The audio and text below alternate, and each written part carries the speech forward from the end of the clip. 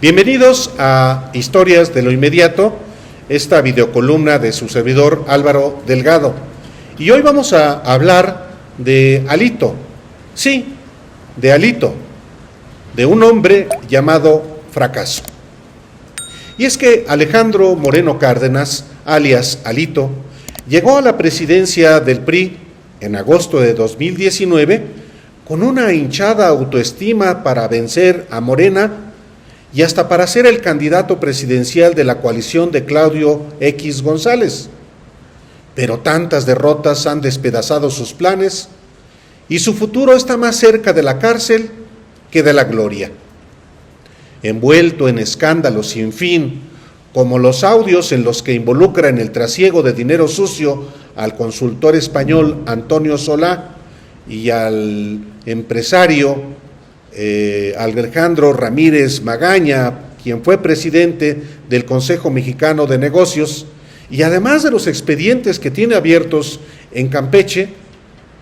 Alejandro Moreno Cárdenas es ya un dirigente incómodo para sus aliados del PAN y del PRD,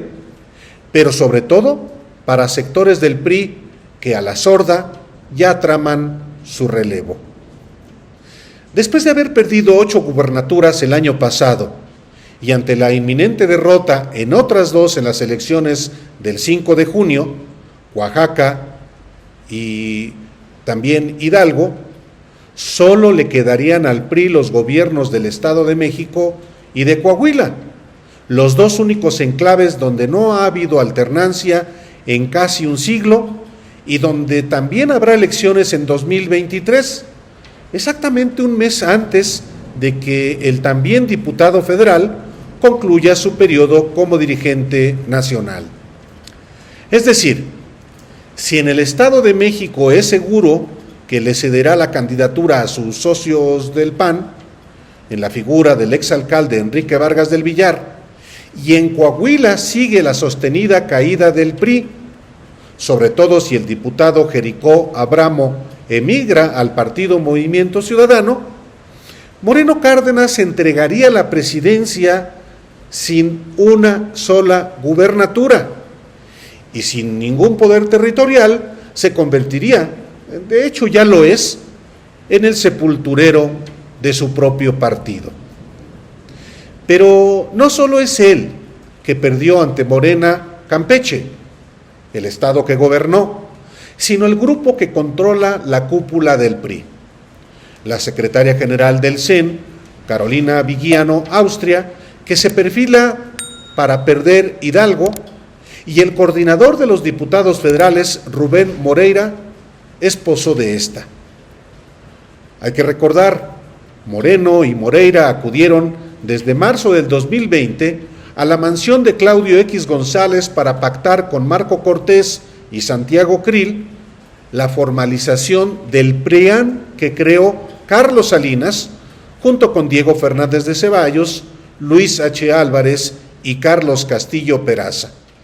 una coalición denominada Va por México que tiene al PRD como rémora. Fue merced a esta alianza que el PRI ni siquiera intentó reivindicar su pasado histórico, votando a favor de la reforma eléctrica del presidente Andrés Manuel López Obrador, sino que se mantuvo fiel a la reforma de Enrique Peña Nieto, que junto con el PAN entregó recursos energéticos a los extranjeros. Siquiera por puro pragmatismo, el PRI de Alito pudo haber intentado salvarse del desastre que ha sido su presidencia en el PRI, y en una de esas hasta escabullirse de investigaciones sobre corrupción como gobernador de Campeche y el uso de recursos de oscuro origen o plenamente identificados, como en el caso de Ramírez Magaña. Las grabaciones en las que Alito confiesa delitos es muy seguro que no procedan porque la Fiscalía General de la República no resuelve nada y el Instituto Nacional Electoral es inocuo, pero para sus aliados sí es incómodo, porque exhibe la lógica de encubrimiento de la corrupción de, por ejemplo, Mexicanos contra la Corrupción y la Impunidad. Así, al fracaso electoral de Moreno Cárdenas al frente del PRI, se suma el aval de Va por México y de sus plataformas mediáticas a las prácticas de corrupción que él mismo describe en las grabaciones.